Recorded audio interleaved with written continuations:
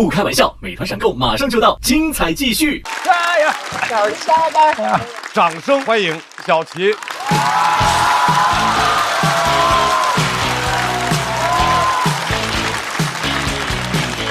哎，各位好，我是小齐。你们好。这个东北人啊，辽宁阜新人，听说过这个城市吗？没有。啊，好，那我也没听过上海。不太喜欢阜新，因为没有年轻人，没有娱乐了。阜新唯一一家酒吧，我还不知道正经不正经，因为他卖麻辣烫，也没有狼人杀店，你知道吗？他们生活中就狼人杀，老龄化很严重，就一堆老头老太太在广场天天聊，说昨晚谁死了。房价也特别神奇，我现在在老家买那个房子值3万，我10万买的。神奇吗？很便宜的同时又跌得很快。我都安慰我自己，我说10万的房子有一个好处，就最多赔10万。想到这房子还漏水呢，楼下要我8600，我说房子给你了，我再淹你2回。这个房子大城市都很难跟那帮朋友抱怨，你懂吗？我在上海，我说我家房子太便宜了，3万60平。他说那总价就是180万呗。我说总价就是3万，这么便宜啊？我家马桶都3万2呢。我说这话啥意思？我全家，我妈妈爸爸没你爸爸住的贵。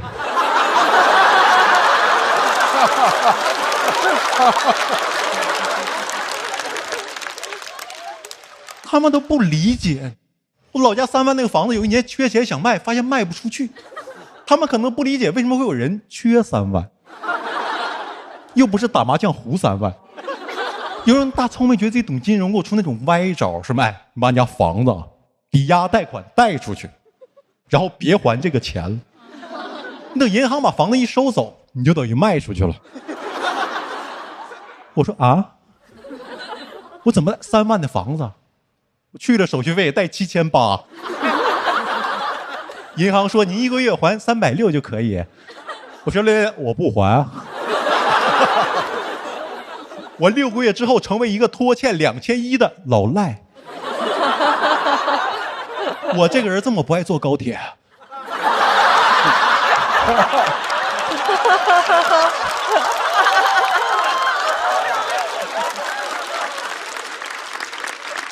而且阜新没有年轻人的岗位了，导致我爸觉得世界上只有一种工作叫工作，就是进编制。你知道东北进编制等于什么？贵族，就感觉立刻从一个辽宁阜新人变成了一个北京孩子。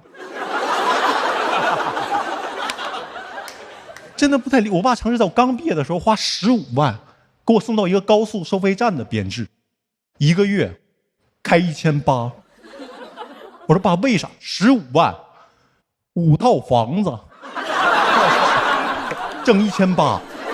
我爸说稳定，铁饭碗。我想5800是铁饭碗，1800那叫挖耳勺，就图的铁呀。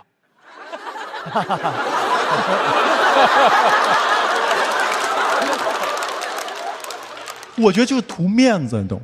又想要个1800的稳定工作，我不用花15万，我可以随便找个3000块钱的工作，我跟老板说，我就要1800，咱就能稳定。老板生意黄了都得带着我，因为这样的傻子不好找。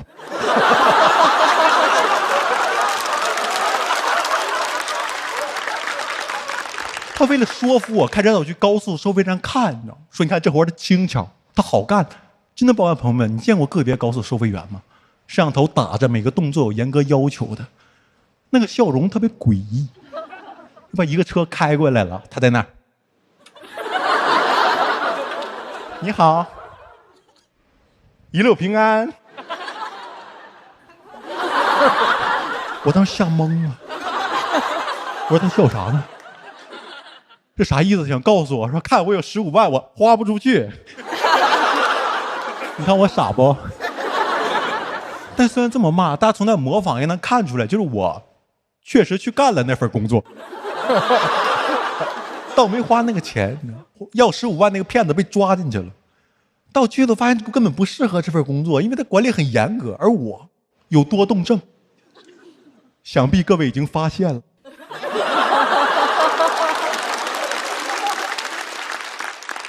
我甚至做不到说话的时候不摇头。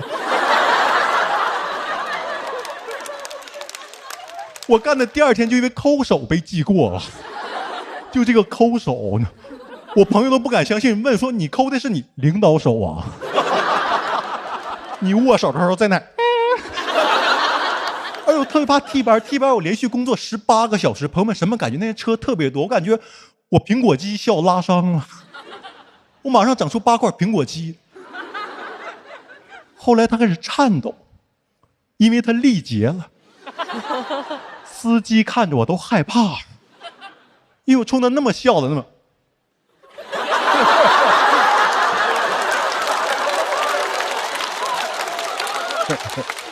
你好，防疲劳驾驶这么严格吗？我想我都这样了，还花15万进编制呢，我就不偷15万我进监狱。朋友算了，第2更划算，我偷15万最多判6年，花15万7年才回本。我在监狱里我还能踩缝纫机挣钱，虽然没有编制，但是有编号啊。我爸要敢问我是怎么蹲监狱了，我说稳定，还能看着明星呢。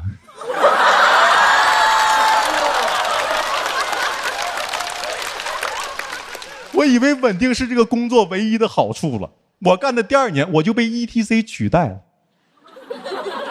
笑的不是让我天天打电话卖 ETC， 我觉得很屈辱，因为我都不是被人工智能取代的，那 ETC 就不智能。这玩意00几年就有，我感觉时代的车轮都开出去5公里了，然后掉头回来压我。阜新还有年轻人呢，撞死你！所以我什么时候决定辞去这份工作来搞脱口秀，就去给我爷扫墓，我发现人生就是没有稳定，充满意外。按照当地习俗放了24小时播放的音箱，然后第2天我又去了，然后没电了，从那种南无阿弥陀佛，南无阿弥变成了 now。那我说太吓人了。但我突然意识到，如果我留在阜新，我就那音箱里的电池，我要在一个岗位上耗尽电量。这我不想当电池，我想当烟花。我觉得我死了也要把骨灰做成烟花给我放了。估计我孩子还念叨呢。我爸讲了一辈子脱口秀，终于炸了。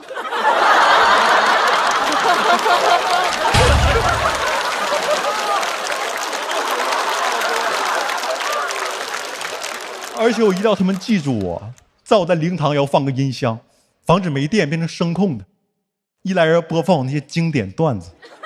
孩子来看我，往那一跪说：“爸，我来看你了。”你好。闹鬼了吗？闹。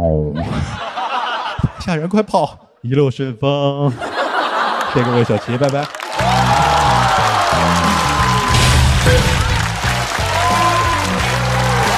齐哥比毛都多一等，应该有。来，小齐的锁票倒计时。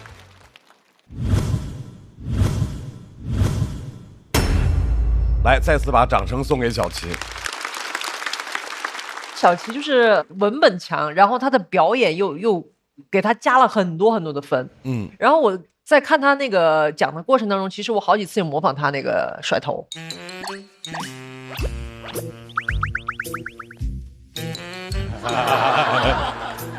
小齐，你是平时就是这样的，还是你上台表演他自带的一种风格？我情绪激动的时候就会甩，就是甩。对，那你要是那个洗澡用花洒的时候，就直接躲那个花洒。这教不着。特别像 rapper， 他要有自己的 flow 的时候，要有手势啊，来控制跟强调自己的节奏啊。哇，你这个风格特别适合在印度演出哈，一直咬啊！哇，小齐跟周姐在印度会更火，就是。小齐，你今天讲的是高速的收费，你还做过什么工作？我其实是在那个影楼里给儿童摄影师修图的，完给做摄影设计之类的，然后还干过木匠，还干过美发小工。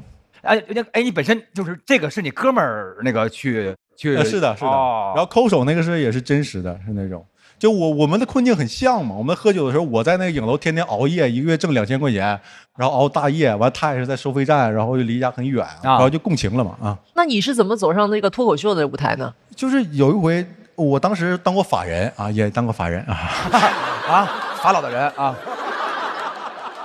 我在一个摄影工作室嘛，我开了一个，然后当时在那个工作室里、影棚里，住，然后又工作。然后我在影棚里只有一个床垫子，每天从床垫子睡醒了，走到工位开始干活啊，然后干完这活玩一会儿，回到床垫子睡觉。创业哈，对，就感觉有时候1周都不出，就特别孤独，说话都有回声啊，因为那个太空了。然后我就查了一下，然后网上有那个关于脱口秀的一些演出也好，还是活动也好，去了，然后慢慢认识到，开始讲脱口秀的。哦，等于脱口秀算是一种自救的过程，是不是？啊，算是自己把自个儿救出来了。对。我觉得他这次其实离他最好状态还差得很远，但即便如此还是超强。小齐是一个特别敢于满场打滚的那种，对，那种表演者。就是一般演员不是要去学习初期要解放天性吗？啊，就感觉他是娘胎里就解放完了出来的。对对，我是这么出来的。接生了就是换不了，妈妈我来了。你是打小就社牛对吧？啊，是的。打小就是东北的酒桌上都是那种打小的酒桌啊，不是在父辈的酒桌上都是被要求站起来表演节目那个孩子。哇！从他这个文本当中能感受到那个电视剧的质感，就像之前特别火的那个《漫长季节》，还有《平原上的摩西》。因为一般的脱口秀的舞台上，东北就是一个背景，是一种口音，但我觉得小齐让我，反正我能够想象到就是那种东北的感觉。小齐这一篇好像是很特别的一篇，就是因为东北太特别了。我相信他是一个有着很丰富文学修养的一个人。他讲了那个地方的房地产，那个地方的其实是空城，年轻人都走了，只有老年人。就这一切，其实你以前在剧中看到过。我在阜新待了4年，虽然沈阳也没有那么繁华，但是进到阜新还是会有震撼。因为阜新的当时那个城市环境确实是相对比较那个欠发达的。沈阳是有地铁的，阜新公交车都没有几辆。我进到那个城市特别不适应。这边就是我段子里讲3万块钱。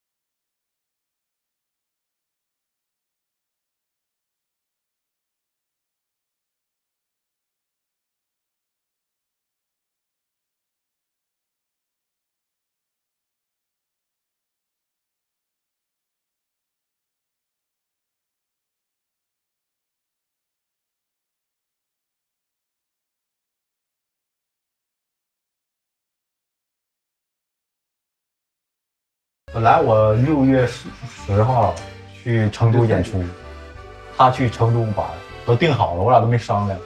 他们的那个赛段正好录制那一天，然后撞上了。说好了要陪我去旅游的，对，我还很高兴。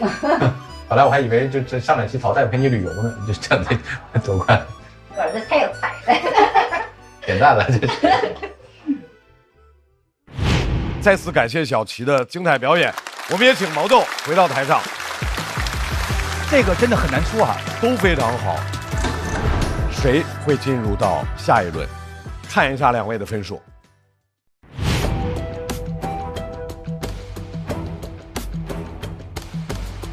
这个很刺，这个有充满了悬念。你觉得？小齐吧，40票呢。我觉得毛豆，毛豆吗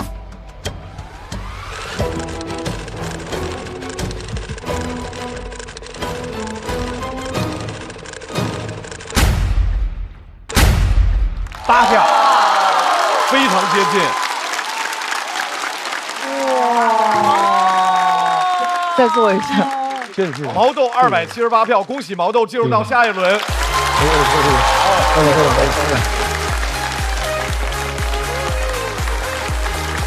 哎，又是炖煮，又是炖煮，闹鬼了。哎呦，哎呦，谢谢。小齐270票，待定区稍作等候。打累了，待累了。梁志明，哎呀，270也行，没啥问题，挺好。马上要出场的这位，加油，芭比！也是特征非常明显，他的段子非常有生活气，而且对生活本身有那么细致入微的观察和表达。掌声欢迎哈哈嫂。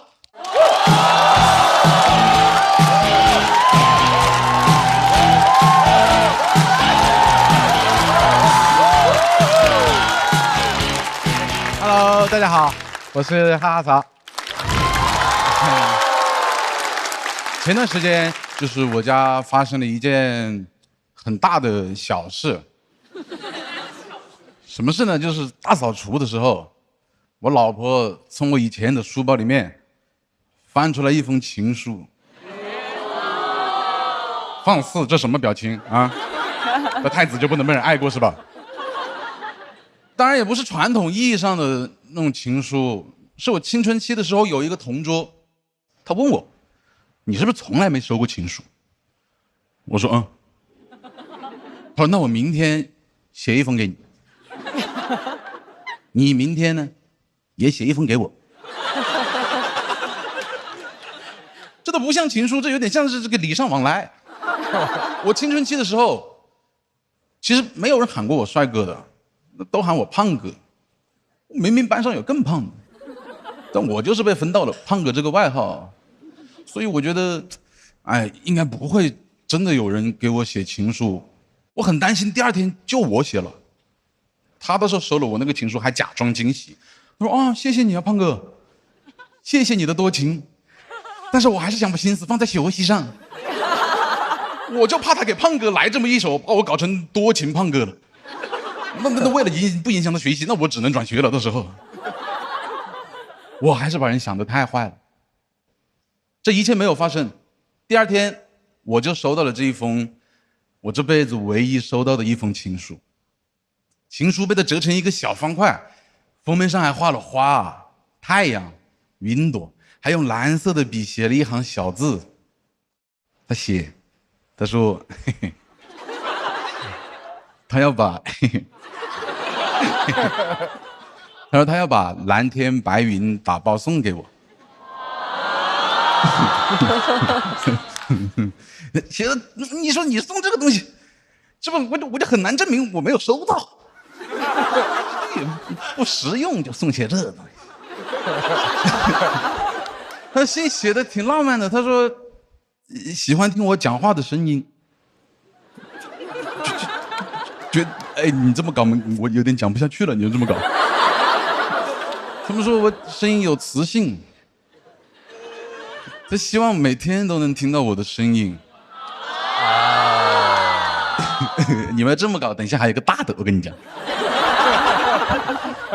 他还喜欢看我上课的时候趴在桌子上面睡觉，他喜欢看我那撅起来的嘴巴。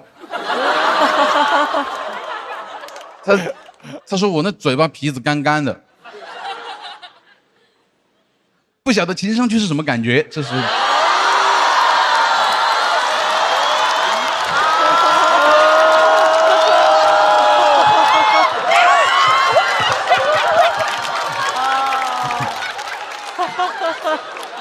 啊，这信吧，我其实也不敢尽信，因为写的有点戏谑哦。但我也没扔，我就一直把这蓝天白云收藏在我那个书包里面，一晃快20年了。我一直就把它当做有人爱过我的证明，直到我学会爱与被爱，直到我老婆把它翻了出来。家里正搞大扫除，我的茶几那边上套垃圾袋，我老婆把那信封往那个茶几上一放，明明很小的一封信啊，我感觉发出了咚的一声。她问我这是什么东西啊？哎呦，等一下，我跟你去拿个唇膏，我看你嘴巴皮子有点干干的，老公。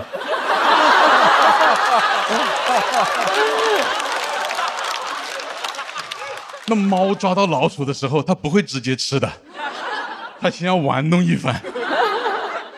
我肯定不能跟他说实话不？我说这是我这辈子唯一收到的一封情书，这是我青春期啊被人爱过的证明，我肯定不能跟他讲这个不。当时我好想销毁证物，我说我不晓得这是什么，这薯片吧？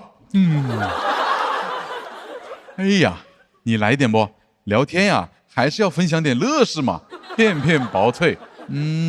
是乐事浓郁，蒜香新口味。算我求你了，我们聊点乐事好不？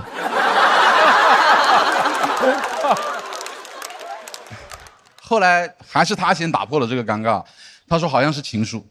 我说哦，想起来了，是有过这么一封书信啊。哎，我之前还翻到过，我当时就想给他丢了，哎，没找到垃圾桶，当时真是。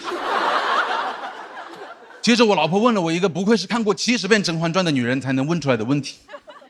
她当时问我啊，那这是留着还是怎么嘞？我当时第一反应是啊，还可以留着。那我想把它裱在家里面。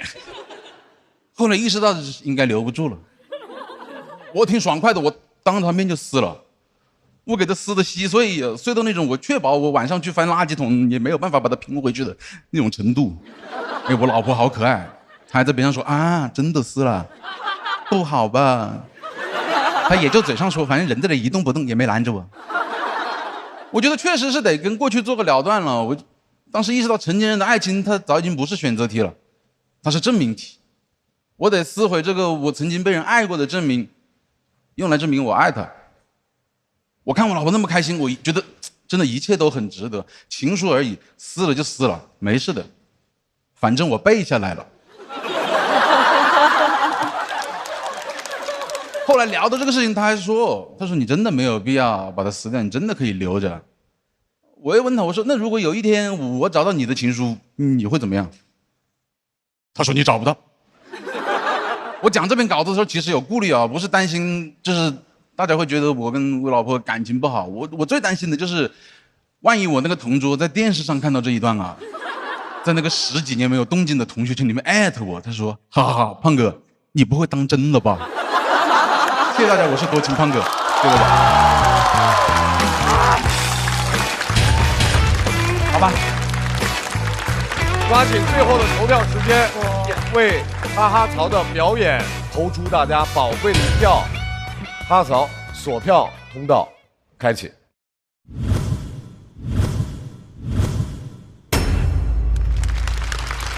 因为我太爱哈哈曹了，我特别喜欢他，但是整个过程之中听着温馨又可爱，还有一点伤感，然后就那种酸甜甜的故事。对对，因为前边你最开始那些表情啊，还有那些感觉，我们都感觉到那种劲儿了，特别可爱。我老是听着可开心了，在这儿。然后是因为我刚才坐在这儿一直在想，那个脚本如果不是你这么一个可爱的观众缘好的人讲，可能别人讲就会有点恶心。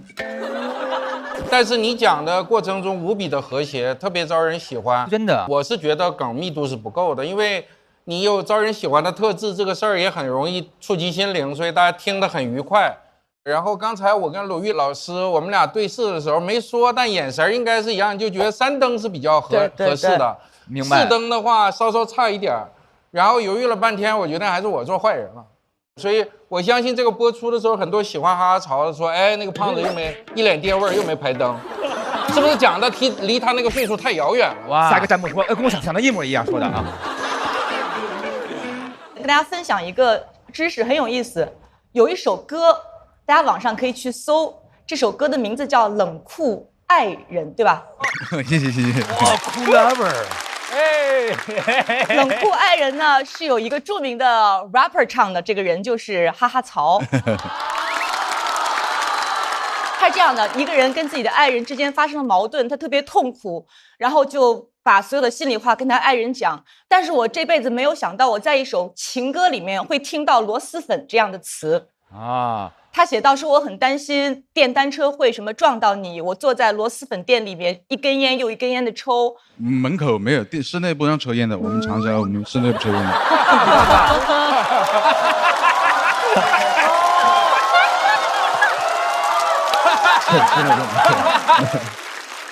哦，说错了。对。然后不停的给你发着什么短信、微信，来你来给我们复述一遍或者唱一遍吧。哎，来一段吧，来一段。rapper， yo， 来一段。哎，这个歌什么时候发行的呀？这首歌真的很感谢去年的那个节目，我第一期不讲自己说唱歌手嘛，完了那个腾讯音乐、QQ 音乐就去我们 studio 签了我们一张专辑，对，然后就是当时的第一首写的歌。那我们能听一段吗？这也是说唱的是吧？好，干唱是吧？因为说唱讲究阿卡贝拉嘛，阿卡贝拉咱们来一段也行是吧？可以。窗外下着雨，希望你也像我想着你，早上赶飞机，穿过云层，我想见到你，我需要勇气，掏出一颗炙热的心，你3言2语，我在悲剧里演喜剧，这次没有去追你，看着你的背影慢慢远去，我的心碎一地，还等新电瓶车撞到你，你潇洒背影。第几次我记不清，我坐在螺蛳粉店，一根烟一根烟。哦，对，我没写清楚。你看看，不怪于老师，是你没写明白。我坐在螺蛳粉店门口。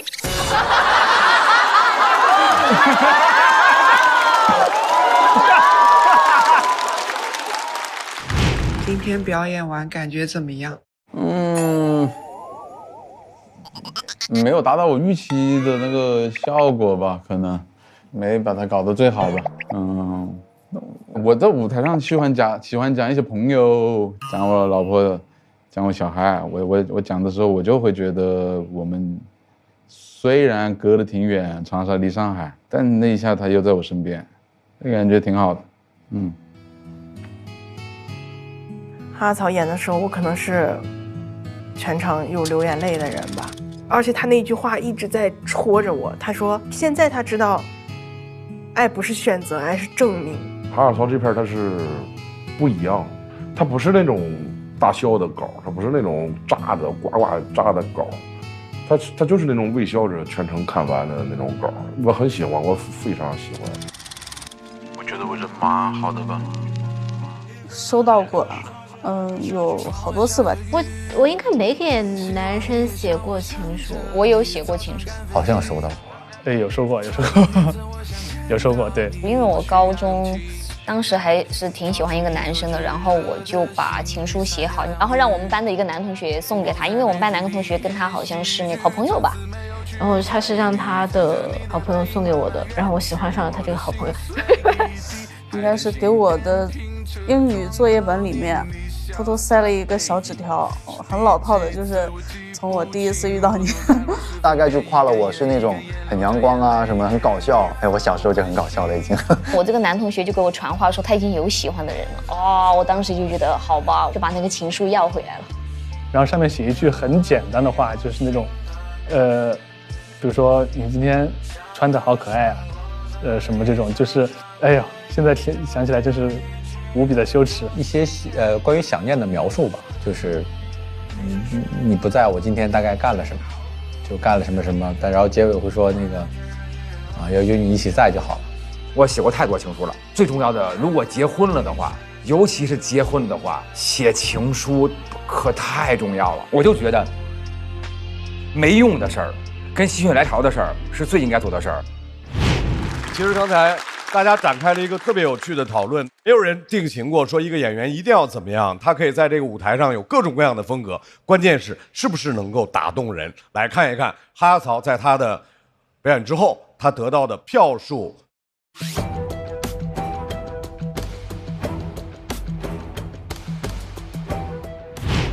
好，需要开启抢麦。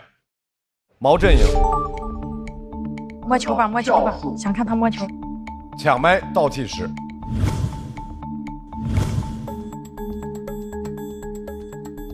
又搓小球了。站吧，哦，这么多！我天！来，有4位发起挑战。哈曹，你的选择是？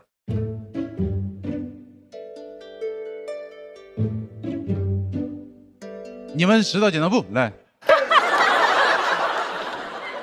真的不敢选人了，我 PTSD 了，张老师。哦，不敢选人了，就一局啊，石头剪刀布，摇叮叮口，石头剪刀布，石头剪刀布，不，决赛还是一个车轮战呢。脱口秀和他石头剪刀布啊，可爱，非常可爱，可爱赛道，掌声有请小蝶。对。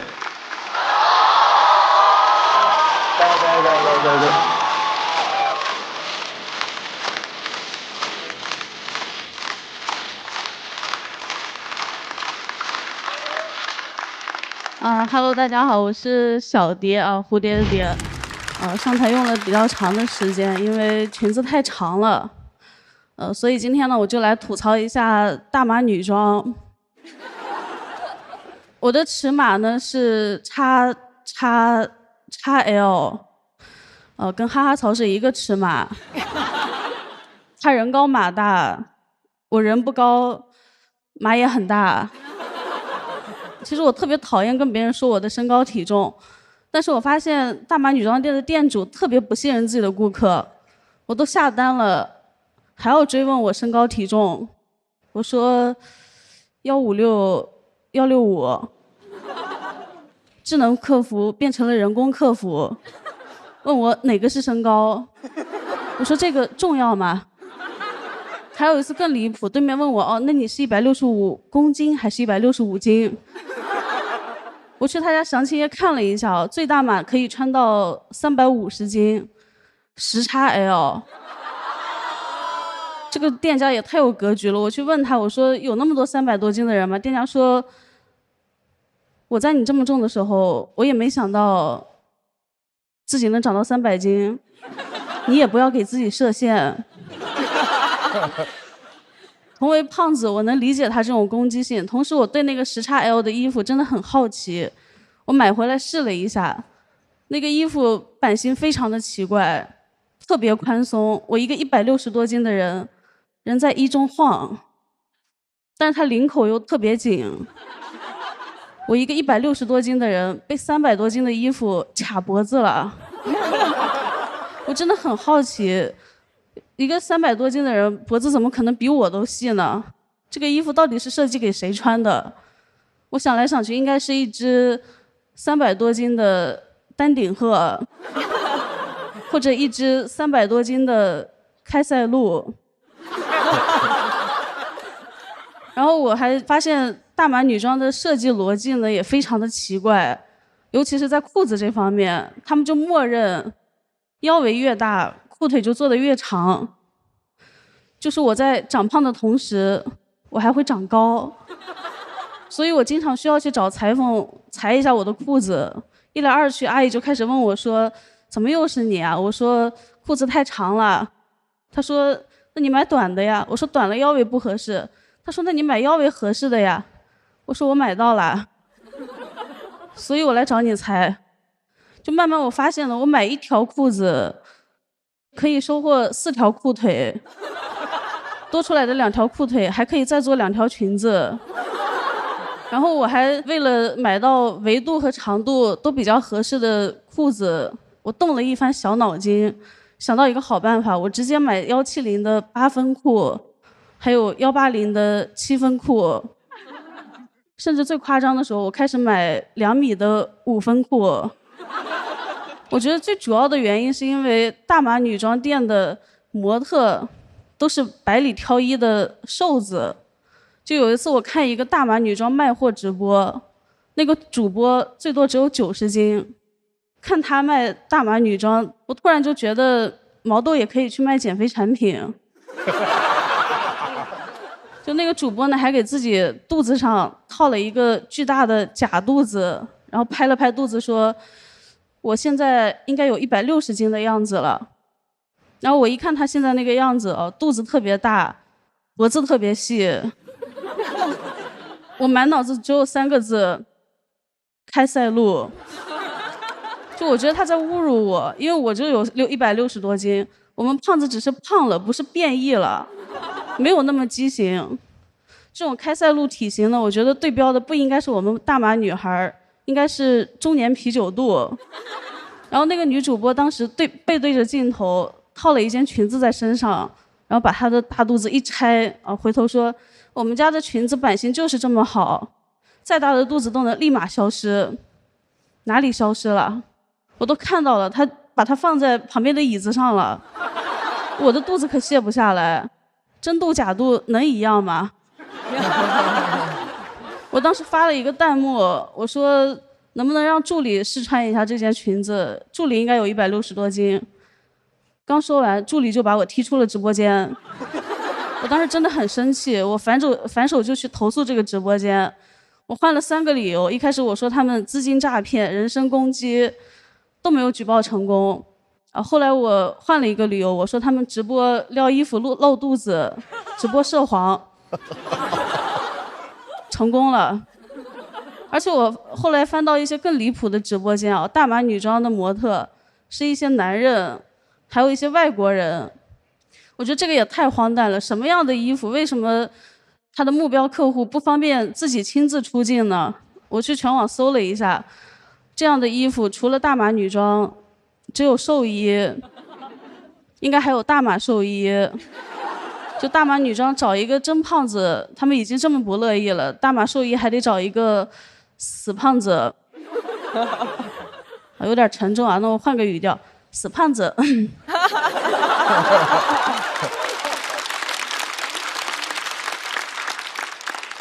我关注了很多大码的博主，还有一些大码店主，我真的希望有一些真正的大码女孩来整顿一下这个行业。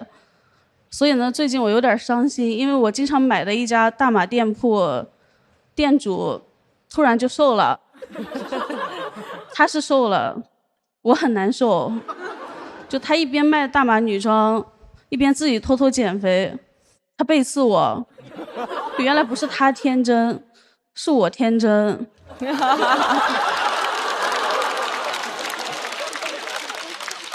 我现在逛他家的店呢，逛出了一种物是人非的感觉。我现在看他家的衣服，都感觉是他瘦了以后要出的旧衣服。这种冲击感特别强，就好像余华突然写了一本书叫《死啦》。我写这个段子呢，是因为我发现好像所有的人都默认最小码就是上等码，然后还有人会一直说哦，胖了穿衣服就不好看。其实有一种可能就是你只要稍微胖一点点，设计师就已经开始不好好设计衣服了。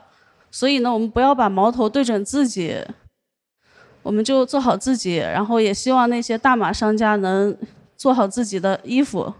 好，就讲到这儿吧，谢谢大家，我是小蝶。谢谢，掌声送给小蝶。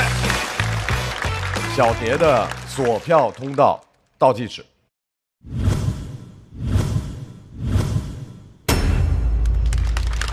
如玉老师，有一个点我想跟小蝶就是沟通一下。你昨天讲到说，你看，因为那个人他自己其实并不是大码，然后他装个假肚子，所以你觉得很愤怒。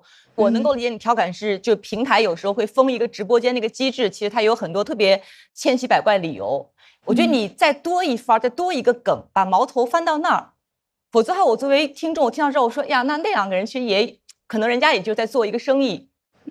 其实小蝶这个我其实挺难过的，因为我之前看过她线下的一些录像，特别特别的优秀，不是一般的优秀。我也没想到会出现4个灯都没拍的情况。然后，她本来是我心里这个赛季的大热门之一。对，但是从上一场开始，我就感觉小蝶好像不太适应这个录制。对，那你们回想一下，当年中国脱口秀天花板的周奇墨第1轮来也是严重不适应。对，然后中国数得着的优秀的女选手那个小鹿来也是不太适应，刚开始也不适应。所以我相信小蝶可能有一个适应期。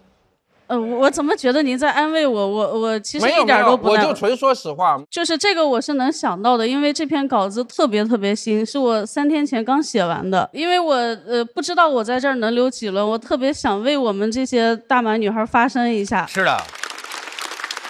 因为我真的有穿过那种版型特别好的衣服，就是我这个身材可以穿的。所以我特别见不得那些弄虚作假的人，他们对胖子有一种刻板印象，就觉得胖的人只是胖肚子，然后他们也不考虑其他的，其实是他们的疏忽。那杨天真那儿的女装做的挺好看，对，我穿的就是她的衣服。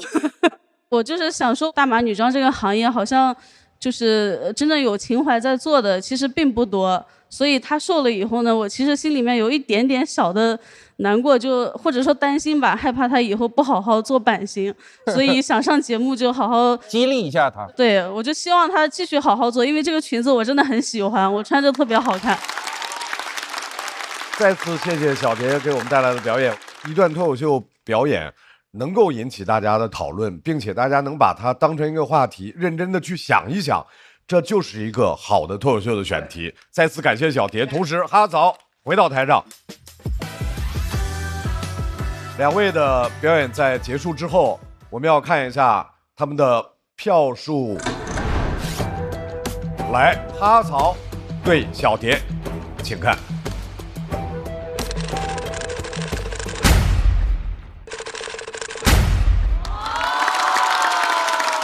祝贺哈曹顺利晋级，小蝶还要暂时回到等待区。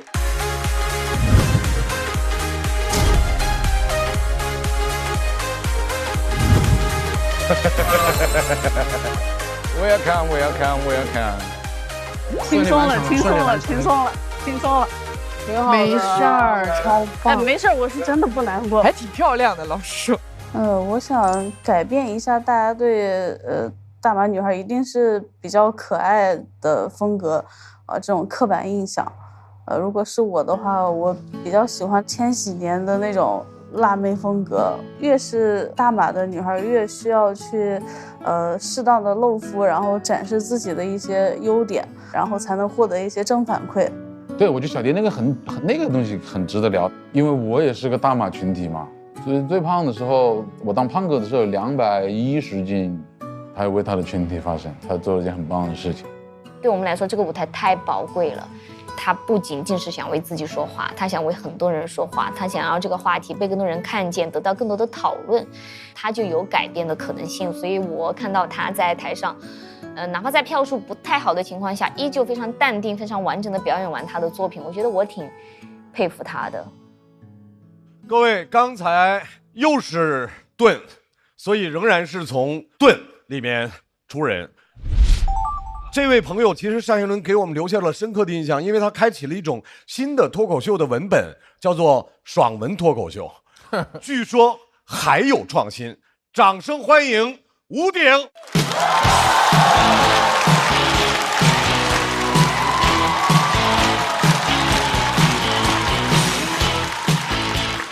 哎，大家好，大家好，我叫吴鼎啊，我叫吴鼎。哎，2楼的朋友们好，辛苦辛苦啊。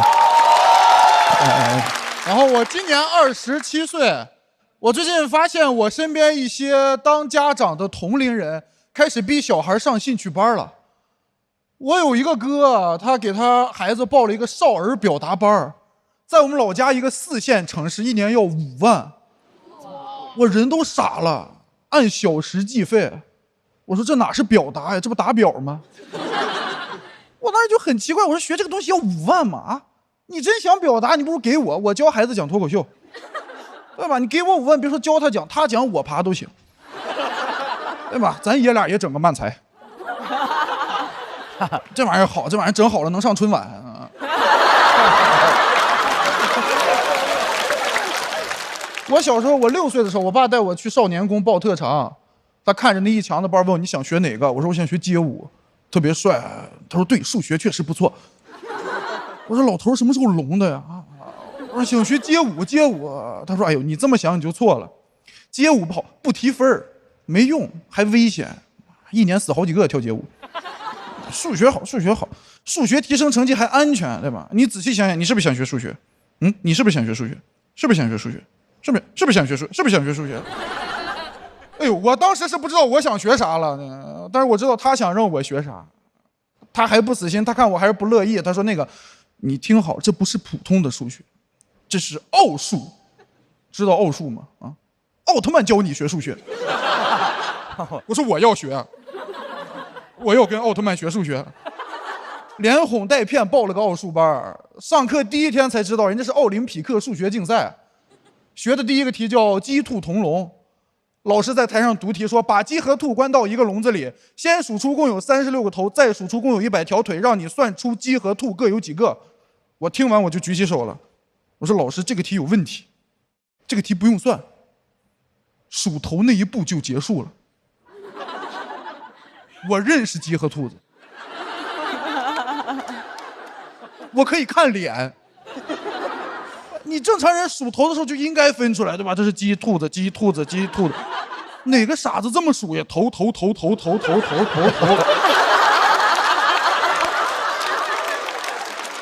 哎呀，全是头呀，这得算一下子吧。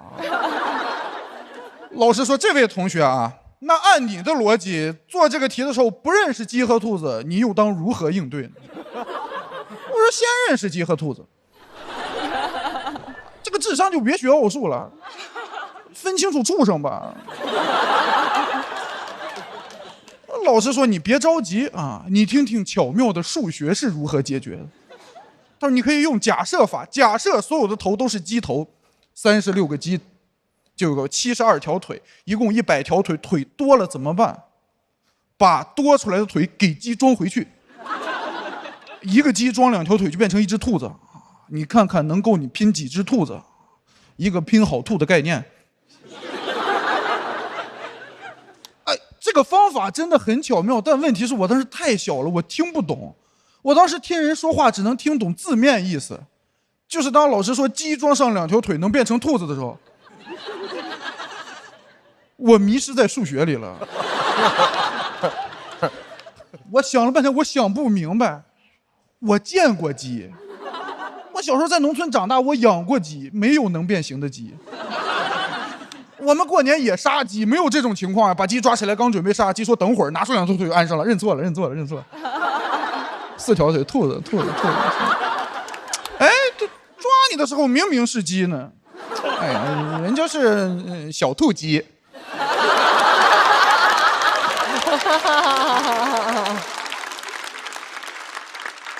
所以去年第1轮就淘汰了啊，有自己的艺术理解。我当时还跟老师在那争，我说老师，鸡变不成兔子。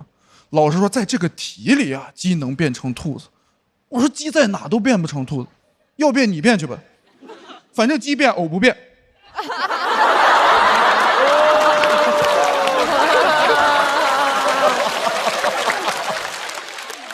所以复活赛又淘汰了啊，有自己的艺术坚持吧，反正是啊。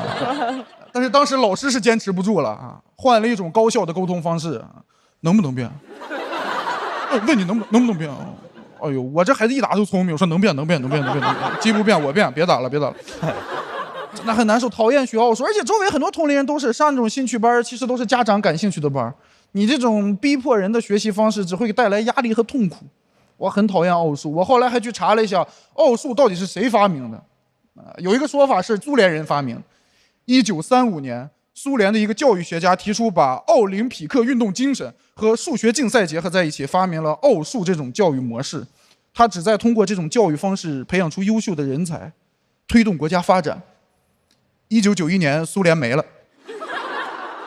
苏联学了56年奥数啊，就学会了第一步啊，解。谢谢大家，我是吴鼎，谢谢。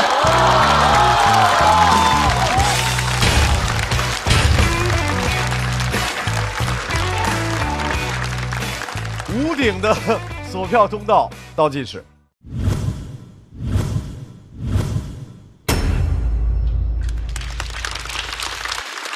屋顶在今天2次，呼唤了去年的自己。因为艺术坚持。对，记仇，跟自个儿记仇。我觉得好像可能很多人都对他的上一篇爽文脱口秀，就是微剧的那脱口秀，对，短剧那个人生靠想象的那个，有着非常非常深刻的印象。这是不是也是春春和罗老师没有拍灯的原因？我是因为就是吴鼎上一次那个短剧的那个段子实在是太疯了，现今光芒直冲云霄，参见神君。所以就是很期待他，因为你看过他疯起来是什么样子的，所以就是对于今天这个，我觉得稍微冷静了一点点，就还是希望他太正常了，是吧？对，太正常了，就希望他可以更疯一点。对啊，屋顶着火呀，得。你自己有这种感觉吗？屋顶？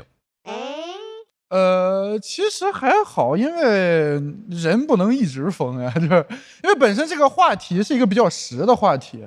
就是我觉得我当时就是很讨厌上培训班，学过很多。我小时候学过什么电子琴、书法、水彩画、什么奥数、吉他，就没有一个能坚持下来的。所以我都不喜欢，就每天很痛苦。我觉得这种时候我就一直在质疑很多那种教育嘛。哎，但是我真的很喜欢屋顶。尤其是上一次，我觉得你找到了人间最棒的那个金句，就是人间的所有美好靠想象。回去之后我就觉得怎么这么对呢？这个话说的，所以才说上一轮的表现给大家留下了太深的印象，对，和更高的期待。对，而且我希望，因为我拍这灯，就是我希望他这次也许没有上回那么的什么，但是我希望他给他激发出来，屋顶能激出来特别好的东西，希望能够在后边的演出中多看见你。我也是想展示一下不同的这种风格嘛，因为上次鲁豫老师没有拍灯，这次拍了我还挺开心的，就是2轮凑够4个灯了。哇，他可以，他记仇记得很细啊。是的，记得非常细。稍等一下，我们看一下屋顶的票数。这已经不够290了。来，毛队。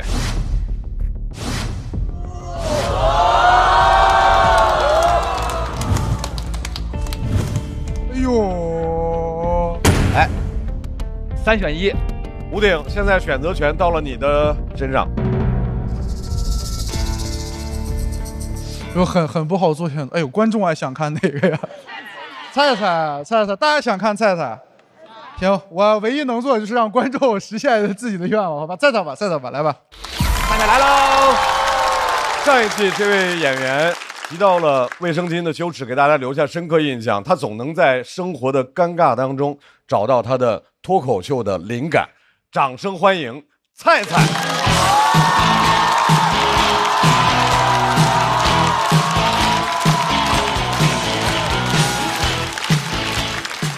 大家好，我是菜菜。Hello， 我是一个贵州人啊。就我们贵州人真的特别喜欢吃火锅，就夏天再热也要吃火锅。就吃着吧，发现周围男人的上衣开始消失了。这火锅不光辣嘴巴，还辣眼睛。桌上的肉越来越少，凳子上的越来越多。有时候我都后怕了。旁边男人的灰背心去哪了？刚刚吃的真的是毛肚吗？我有点慌，因为我不知道背心要烫几秒。但我好羡慕啊，因为我觉得他们好坦荡啊，因为我就是稍微露出一点内衣肩带都会非常的尴尬，而且肩带这东西吧，它很不争气，就每次我越紧张的时候，它越要往下滑。就比如说面试的时候，开会的时候，总是在关键的时候掉带子。而且甚至有一次我的肩带它都不是往下滑，它是那个钩子太松了嘛，就直接掉到了地上。那是一根白色的细肩带，我当时正在和客户开会，太尴尬了，我想假装什么事都没发生，结果旁边的男同事悄悄地凑过来提醒我：“你的充电线掉了。”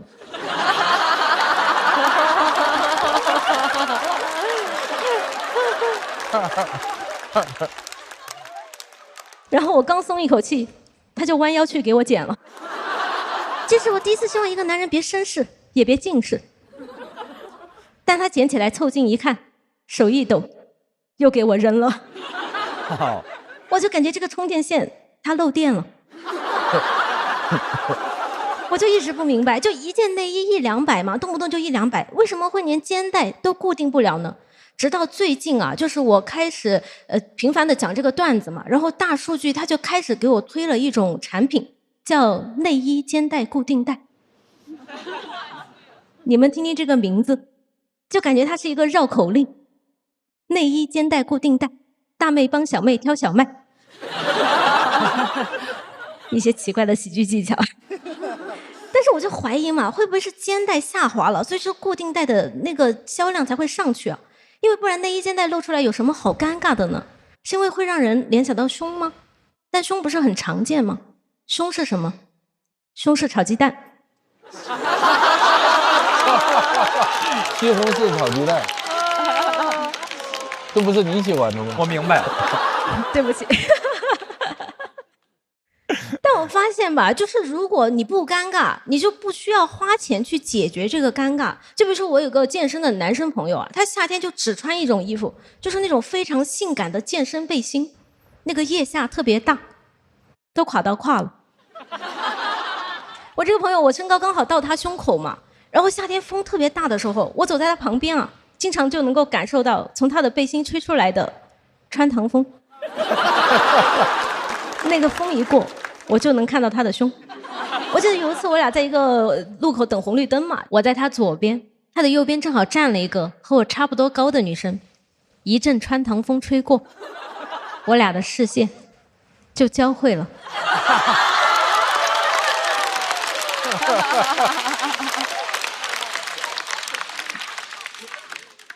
我当时女生都懵了，噗的一声笑了出来。这个男生看我俩笑了，他也懵了，他就问我：“你们认识啊？”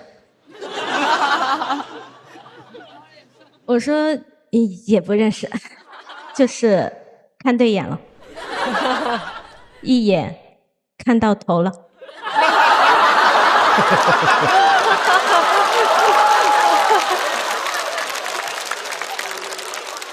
但他一点都不尴尬，他从来没有想说他要不要买个胸贴贴一下，反而过了一会儿，他就跑到我的面前，抖了一下他的胸肌，说他今天练了1小时，都要炸了。我真的觉得他好夸张啊！就胸肌如果会爆炸，他坐飞机过安检是要被拆除的呀。就安检口得放2个箱子，一个放打火机，一个放胸肌。但我还是很羡慕，因为我觉得男生他身材很好，他可以穿性感背心，但如果他身材像弥勒佛，他也穿性感背心。女生就完全相反，你比如说淘宝上最畅销的2款内衣，一款是小胸显大，另一款是大胸显小，对吧？而且这种内衣其实都很难穿，所以说我们女生就回家的第一件事情就是脱掉内衣嘛。然后我就发现啊，我的室友她的变化非常的大，就她甚至可以做到早 C 晚 A。就包括我自己啊，就是我以前就是为了把胸型调整的好看，我还会穿那种聚拢型的内衣、提拉型的内衣，调来调去确实调成功了啊，就成功的把我的胸型调整成了讨好型。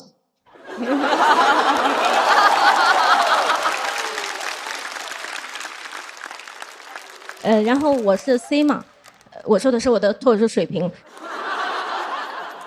然后就是我之前就是为了对抗地心引力，我甚至会去穿那种特别紧的钢圈内衣。然后我有一次去做乳腺检查的时候，那个医生就跟我说，这种内衣它会压迫你的身体，然后就是会增加得乳腺结节的风险。我知道对男生来说信息有点太多了啊，就会增加的这个风险。但是其实他一开始也不是直接跟我说，他是问了我一个问题，他说你穿的这什么东西？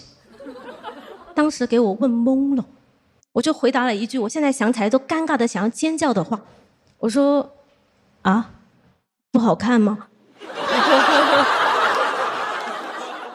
当时那个医生看我的眼神啊，就感觉这个钢圈它压迫的是我的脑子。但其实唯一一个被钢圈压迫过脑子的是孙悟空。就你们想象一下，孙悟空如果是个女的，那个金箍就会变成2个，做成钢圈内衣戴在她的胸前。齐天大圣的秘密。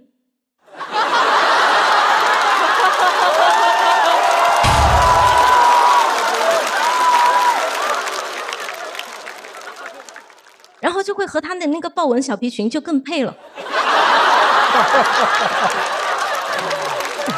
可以。然后他每一次大喊妖精，是俺老孙一棒，然后他一举起金箍，肩带就掉下来了。然后妖精就会说：“你才是小妖精。”但是我就想说，就胸就是我们身体的一个部位，对吧？其实就每个人都有嘛，男的也有，也分大小。就是他们不穿内衣，所以不知道自己的胸围。所以我在想说，就是什么样的办法能让我们对待胸的态度更坦然呢？我想是，如果说用它分类行不行？就比如说节目组的赛制用胸围来分组，这才是真正的突围赛。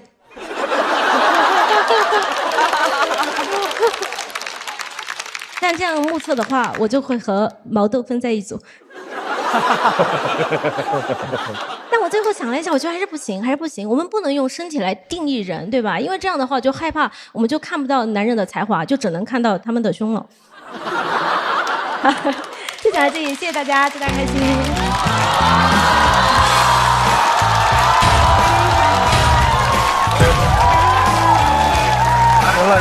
赢了！菜菜，锁票通道开启。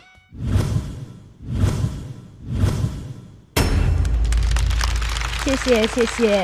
菜菜为什么这次选择了这个题目？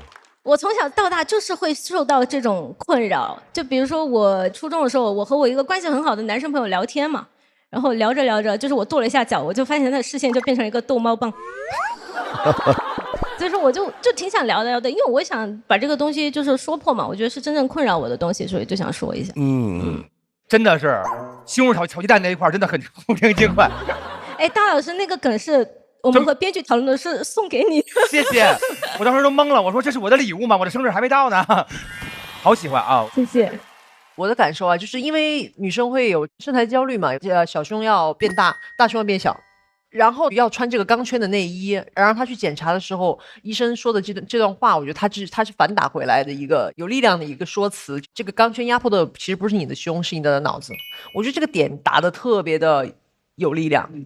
谢谢老师。当然，他本身笑点够密，那些好像听起来乱七八糟的东西，其实也是你才是小妖精，也是非常想要拍灯的点。仔细想是很有条理的。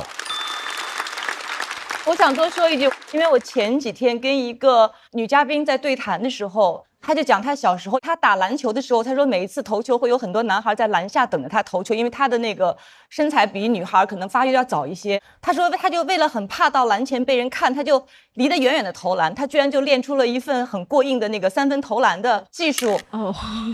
就你问所有女孩，如果个儿特别高，她成长期间一定是含胸的，就是你很难特别坦然的。然后你再想，我们从小到大，我们的生活成本是很高的，因为内衣很花钱，就是你要找到一个特别舒服的、合身的、得体的内衣，它其实从小到大我们是要花很多钱的。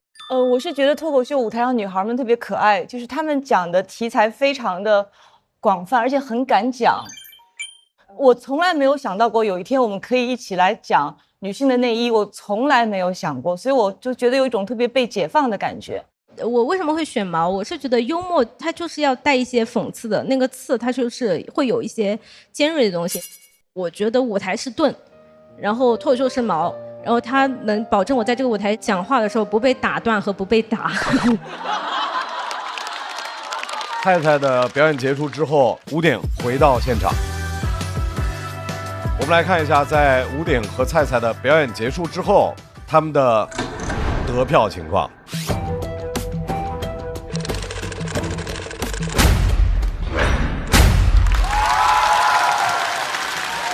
非常好的成绩，272票，恭喜菜菜进入到下一赛段。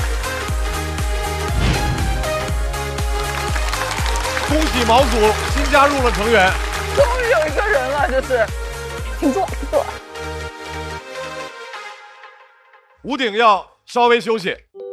自己表现没啥问题，我觉得我能做的都做了，这个可能结果不是很好，但是也尽力了。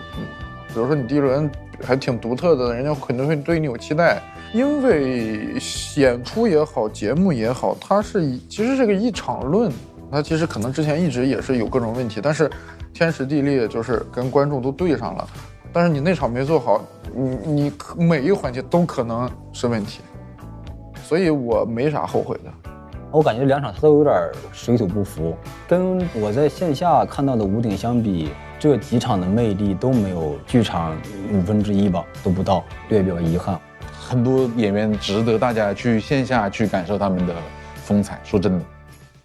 所以现在是要毛组派人出战了。马上要出战的这位朋友很有趣，一个想做编剧的法务，编剧是不容易，法务其实何尝不是困难重重？让我们掌声欢迎孙熙。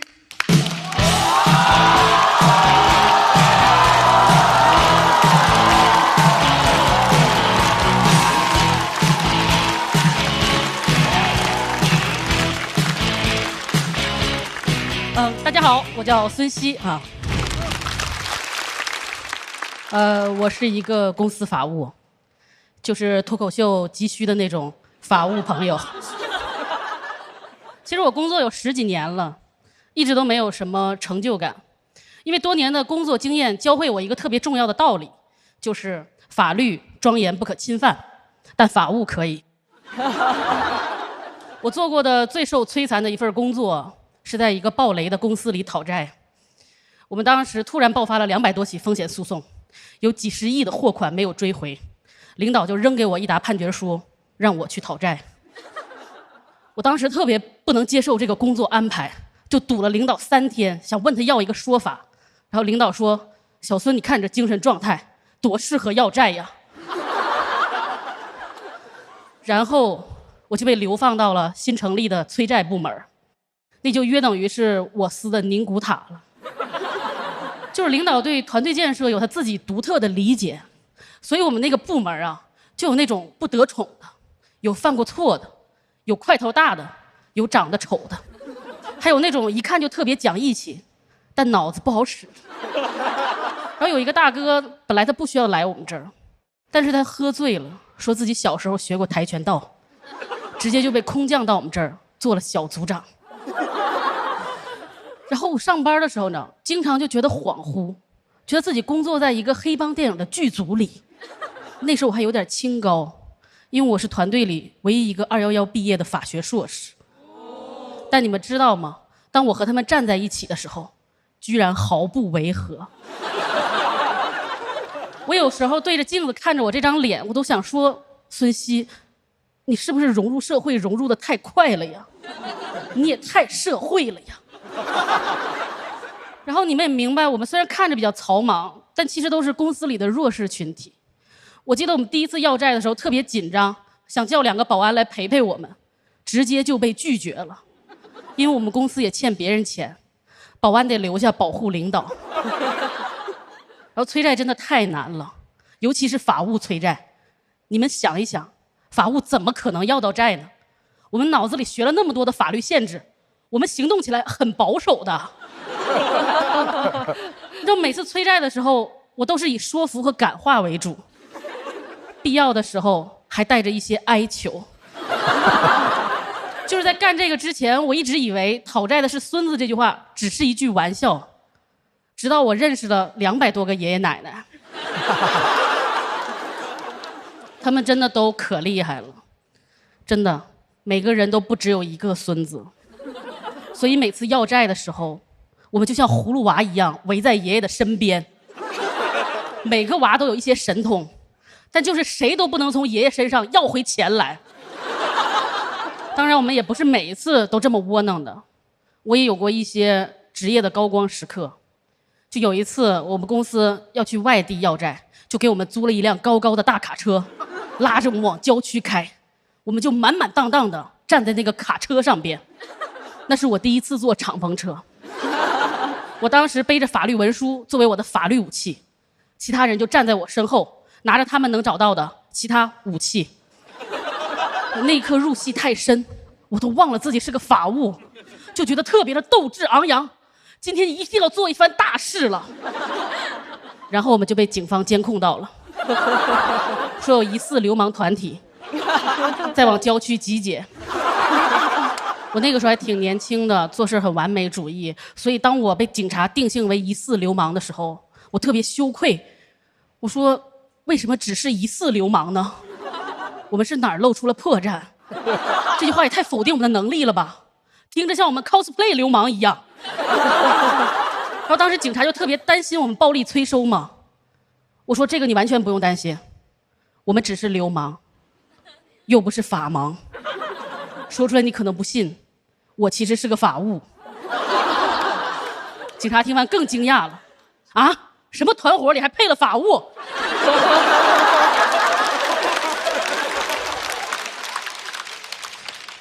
后来警察就让我们登记个人身份信息嘛，然后就在填职业的时候，我犹豫了，在流氓和法务之间，不知道填什么。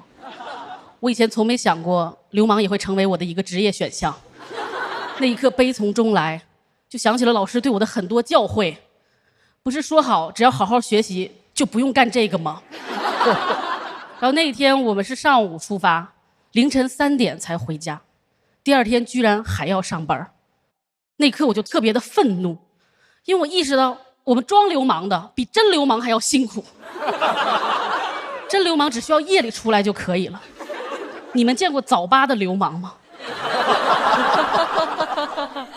然后我在那个公司工作了1年半吧，几乎就没有要到过什么钱，就偶尔不小心要到钱，也会有那种意想不到的烦恼。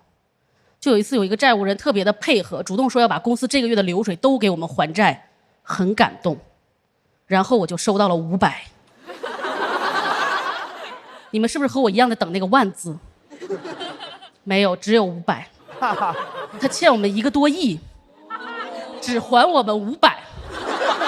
我都感觉这500不是用来还债的，是爷爷给我的压岁钱。然后按照公司的规定，就每一笔还款都要准确的登记在总公司发放的债务登记表里。但是因为我是第一次填那个表嘛，我不知道它是以万元为单位的，只取整数。所以当我那个500输进去的时候，一回车就变成0，一回车就变成0，就真化整为0了。你知道我人活那么大，我第一次觉得小数点好残忍呐，感觉500被逼得投河自尽了，连个水花都没有，连个尸首都找不到，他被困在算法里了。我当时真的特别的慌张，我说我到底要怎么和领导解释？我说领导，你别看它是个0，其实它是500，这个0能花，这叫零花钱。领导会怎么想我呢？啊，小孙可真不错呀，都开始虚拟货币了。然后后来我就实在是没有办法，我就只能把这个500填在了备注栏里。然后每到午夜梦回，你知道吗？总能看见这500，就质问我，为什么500不能参与运算？为什么我的工作如此没有意义？我就感觉我所有的努力就像这500一样，一回车就不见了，一回车就不见了，最后搞得我严重抑郁了。后来我就问我自己，孙熙，早知你把这500花了该有多好呀，是不是就不用上报了呀？公司虽然会因此而告我职务犯罪，但500块钱呢，连定罪的标准都不够呀。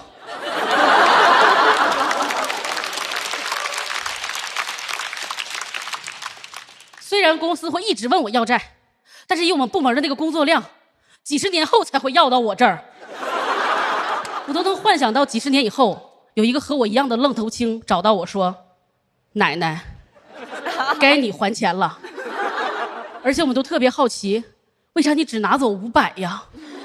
然后我就特别骄傲地跟他说，因为我最大的心愿就是这500块钱被人看见。然后我就把500还给了他，他就拿出了电脑，把这500又登记回那张债务登记表里，一个新的零花钱就诞生了。然后我看着他错愕的表情，我凑过去说，要不你也把它花了吧。就当是奶奶给你的压岁钱。讲到这里，谢谢大家。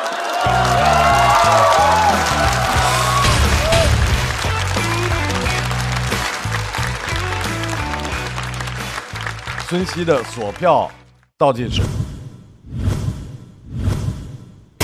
再次掌声送给孙熙。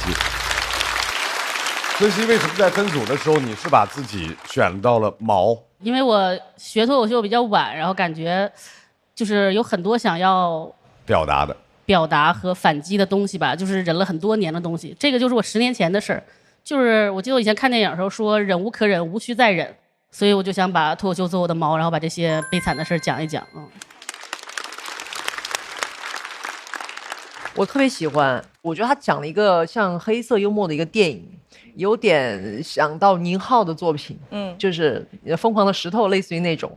所以他在说到一些什么早八流氓的时候，我就特别有那个画面感，我觉得很戏谑，很诙谐。他还有一个点，我也是觉得很好笑的，但是我不知道好不好这么问啊？就是我其实想问的是罗老师啊。因为他在还钱这事儿是吧？因为他在说到有一群葫芦娃的时候，我当时想罗老师是不是有葫芦娃的一些经验？罗老师是被围着的那个爷爷是吧？最多的时候有100多个官司在打，所以我们有100多个葫芦。但是我们作为有良心的人就不应该做生意，所以就变成我们绝对不是爷。我觉得他们100多个是葫芦爷，然后我们是特别愧疚的，但是。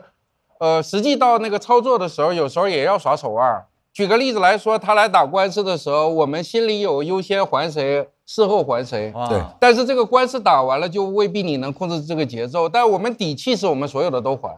对对对。但那个的目的不是为了赖，是为了先还这家，所以就故意拖那个。那时候他们也觉得我们挺流氓的，其实就没有。所以我们那儿是来了很多葫芦，都是葫芦爷，然后我们一个劲儿跟人家道歉，所以。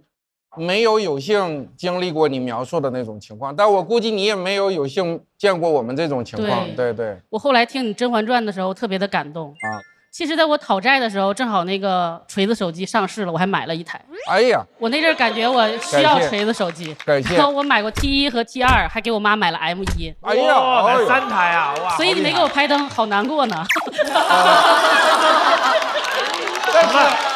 但是你早说呀！但是你已经很成功的让我特别愧疚了。对，所以哇，这真是吃过亏的人，他能说出这话来。是的，了不起了不起。哎呦，来，孙熙，现在场上因为有笑团2盏灯没有亮，所以应该就要接受挑战了。我们来看一下。要对孙熙进行抢麦的是哪位朋友呢？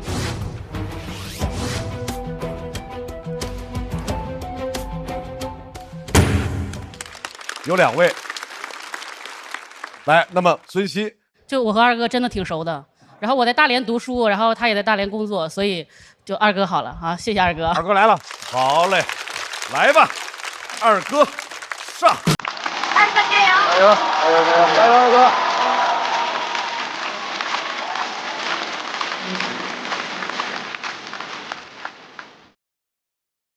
大家晚上好啊，我是二哥啊。那个，我的本职工作是一名消防员。谢谢大家，2楼观众注意安全。当我接到这个导演的电话啊，让我上来录节目的那一刹那，我非常的激动。你知道我是第一次录节目啊，给我最直观的感受就是节目办得很正规。无论是逃生通道的设置，还是灭火器的数量啊，都很合理。你知道，我一直是在做兼职消防员啊，不是兼职脱口秀演员。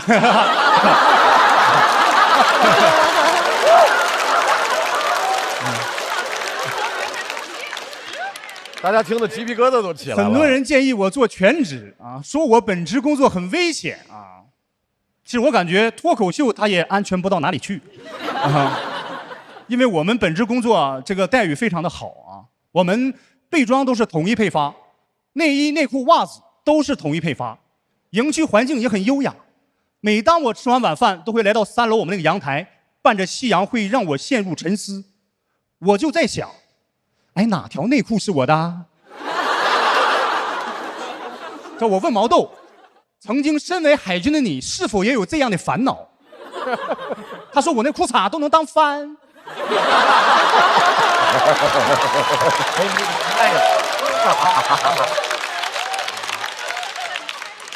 其实我跟毛豆都来自大连，其实我跟毛豆一样，一开始我爸也让我当海军，我当时不想当兵，我怕吃苦，我当时就想用烟头烫我自己，威胁我爸。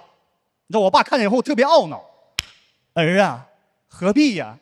爸爸不了解你啊，你小这么不怕烫，你去消防吧。你知道我来到消防队啊，就不得不提我的好战友啊，和尚。啊，为什么叫他和尚？就是比秃子叫起来好听。啊，和尚这个人他很惨，你知道我们消防员工作容错率很低，你犯一点错误就很容易发生危险啊。和尚就因为错穿了别人的训练鞋而感染了脚气。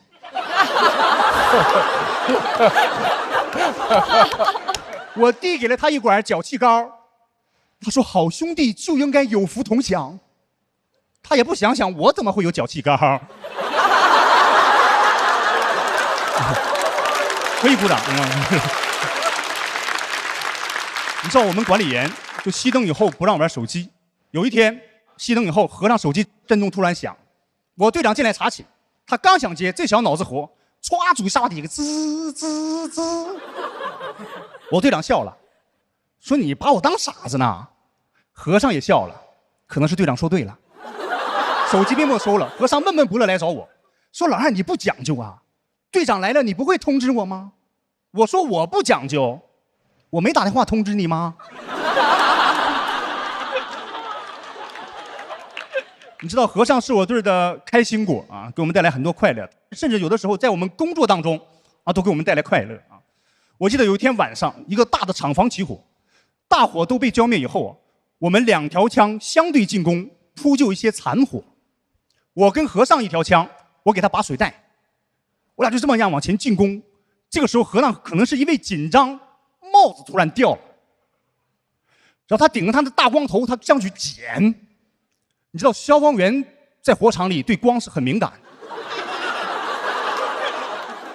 对面那个水枪手很有经验，一枪就把和尚干倒在地。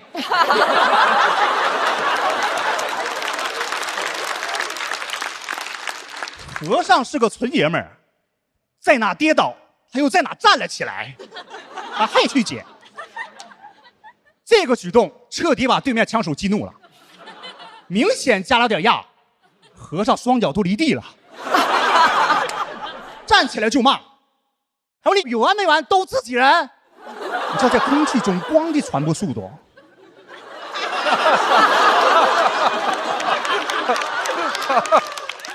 都自己人趴地上说的。这时候对面水枪手拿电台喊我说：“老二你行不行？你们有火光，你们能不能灭？”我说：“这是佛光。”你等他把帽子戴上就灭了。那天我们工作一直持续到天亮，走出那间厂房，后面那个射手，后面那个水枪手啊，在喊我。后边哪射手？说：“和尚老二，对不起，你们看，他用水枪给我俩打出了一道彩虹。”我说：“哇，好浪漫！哎，你有完没完？”你知道我做很多年消防员。平时身边我家人经常问我说：“你做这么多年消防员，你给我们讲一讲你曾经遇到过最危险啊、最让你害怕的事情是什么？”一般我都会给他们娓娓道来啊。我深深的记得，那是阴历7月15的一个晚上，啊，就鬼节，我们接到报警说一个大爷在上坟的时候走丢了。接到这个报警，我们迅速来到了走失大爷这个山脚下。我们队长不一般，制定了非常详细而且周密的计划，说话非常有气势、有魄力啊！同志们，听我指挥，兵分3路，就2条路。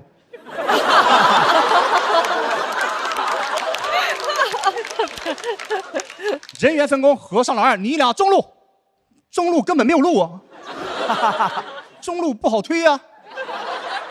和尚在前，我在后，我俩跋山涉水，给我溜个呛。突然来了个坟头，和尚就开始手舞足蹈，你干嘛呀？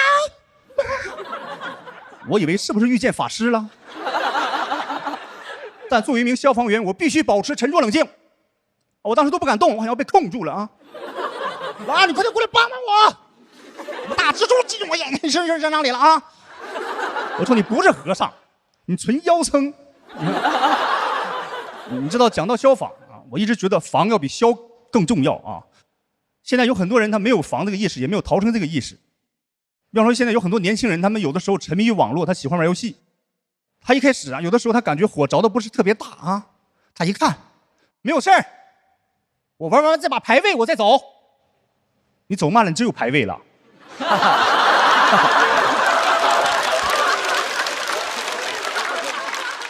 我记得有一次我在一个社区讲完啊，我说逃生的时候防烟很重要啊。我们成年人你猛吸3到4口就很危险。一个大爷噌敢站起来，我抽30-40年烟，我还差你这3口4口。我说大爷你要相信消防员。大爷一听来劲了，我最不相信消防员。有回上坟我走丢了，消防员就没有找到。后来我自己回来的，回来时候给我吓完了。我看见和尚在坟头做法。谢谢大家。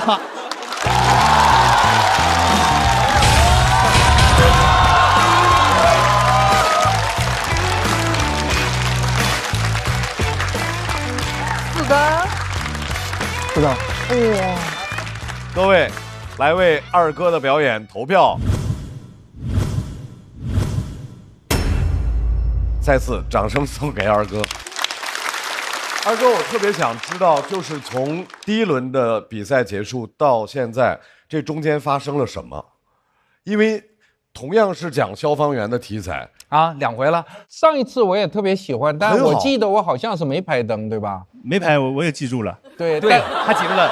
但希望你说这些能让你感觉好一点。我回去睡得也不是很好。哎呦喂，对，然后今天你就整个表现非常精彩，我就拍的毫无心理负担，然后特别高兴。还有就是咱们一般会说脱口秀演员说那个包袱抖的脆不脆？他是没有包袱也很脆，他就从头脆到尾，就他这个气质我太喜欢了。谢谢老师，太可爱了啊！我想问一个最脆的啊，全场第一个爆笑的最脆的那个点。那个是嘴瓢了，而不是设计的，对吧？你知道，我一直是在做兼职消防员啊，不是兼职脱口秀演员。对嘴瓢了，上海观众对消防员很包容，真的，谢谢。这叫吃螺丝哈，他的粉丝叫螺蛳粉啊。然后那个，哇，好棒！哎，我觉得他有2人转那个感觉，因为好多年没看这种。就特别亲切，因为他有一个特别好玩的点，就是义正言辞的说一个感觉特别严肃的事儿，对，他突然跟你说一脚气，对吧？然后就是那个东西一下就能反转出来，真的太好玩了。其实我就想放松的把我们消防员这些故事给大家讲出来啊，因为现在可能很多人提到我们消防员，他都会这就会看一些比较视频上一些惨烈的视频呢，以为我们的生活是那样的。其实我们的生活当中，我们战友之间的感情，还有平时我们日常生活也会嬉笑打闹啊。其实我来上台讲，就想让大家看看一个真实的消防员啊，可能很多年轻人也会要加入我们这个队伍啊，就是这样。我觉得他用了一招特别显得奇，就是中间讲那个去找大爷，然后听着没了。我说大爷呢？其实我中间等那个大爷，我有分了一会儿神儿，但他很快就回来了。我就觉得，对，大爷回来了。大爷去哪儿啊？我觉得二哥这次表现比上一次，我觉得要惊艳很多，这次非常棒。确实是有特别大的改观。上次让大家了解了这个职业的一些周边，而这次开始让我们了解到了作为消防员这个职业人的快乐和他们的战友之间的这种生活。对，你和毛豆是一个俱乐部吧？对啊。毛豆，今天二哥的表现如何？二哥这个稿真的非常难。二哥他现在他真的现在还在消防队干活，而且消防队最近有任务，他这个就挤出了很短时间来弄这篇稿。今天算是非常好了，对。来，谢谢我们俱乐部队友的鼓励。作为职业人，尤其是还要工作，再加上消防员，这是个很特殊的职业，所以在很大压力的情况下，出了这么精彩的文本，然后有这么精彩的现场的舞台表现，再次把掌声送给二哥。同时，我们也请孙熙回到舞台。在二哥和孙熙的表演结束之后，哎，反了，我们来看一下2位获得的支持票数，请看。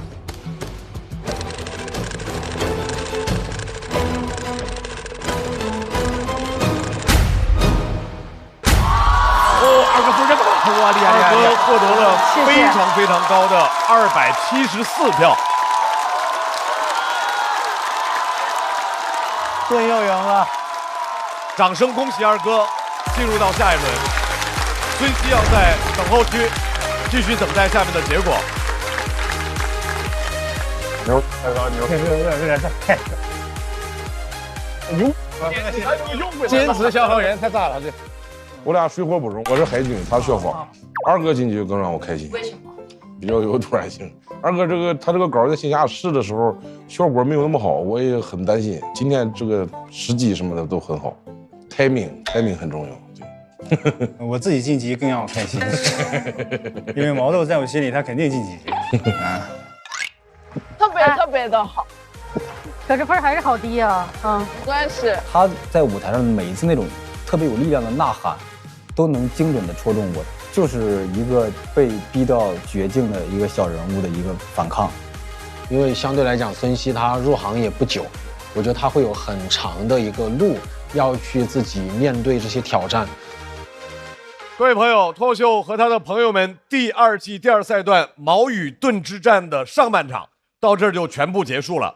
美团闪购神速晋级快人一步。接下来我们来看一下本场的晋级名单。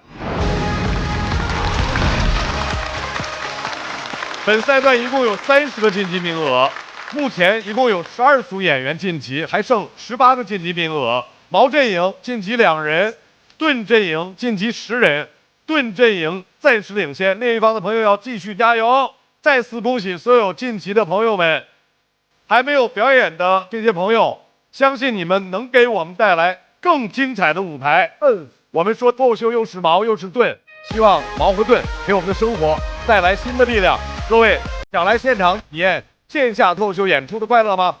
新一轮脱友全国巡演即将开启，关注你喜欢的演员，并许愿想看的城市，朋友们可能就会出现在你们的身边。比赛仍然在继续，下周同一时间继续关注。我们下半场再见，拜拜。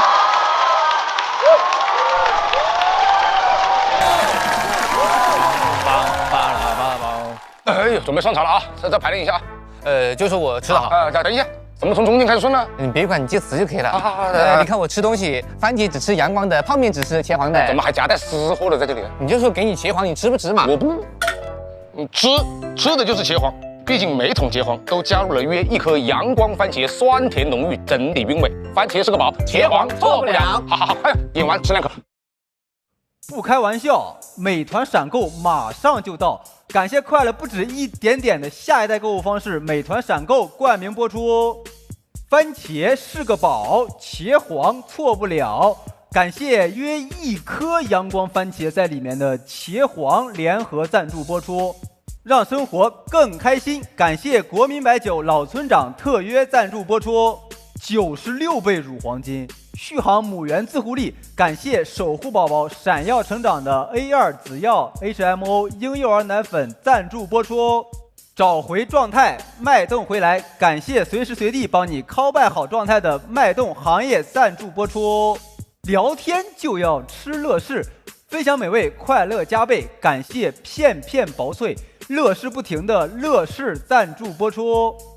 真好笑，真有机。本节目由3方认证真有机的海天有机赞助播出。我们这个赛段叫做矛与盾之战，目前矛阵营有2组演员晋级，盾阵营有10组演员晋级，票数最低的12位将在本轮结束之后告别这个舞台。哇，那谁抽球吧，真抽球吧。没有人主动抢，没关系，我们还有非常精妙的设置，叫做有缘香。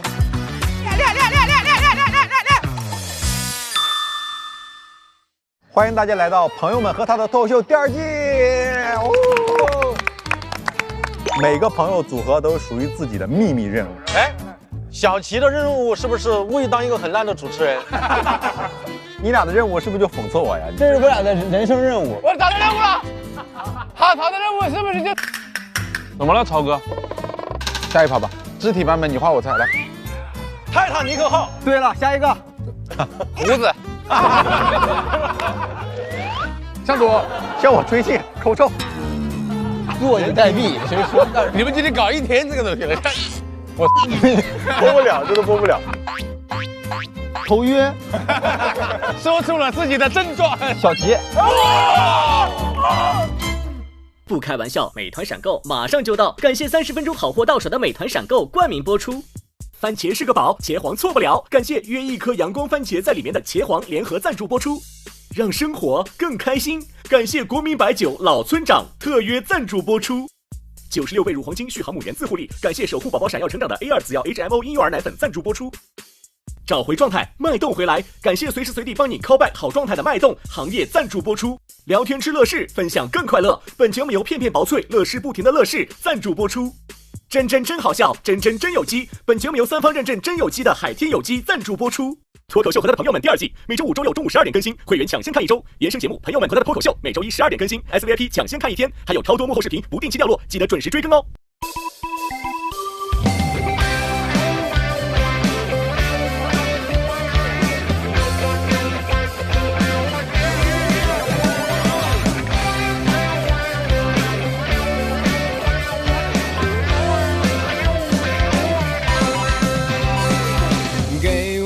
阳光我就灿烂，给个破框，哎，我就能下蛋。给我坨大蒜就能下饭，谁都拦不住我，都我自己玩。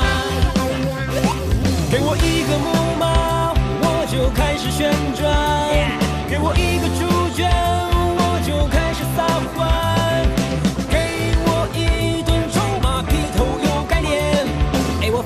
反弹，哎，我反弹。天生就是自来嗨，原因留给别人猜，管他该来不该来，心不塞就不该打不败。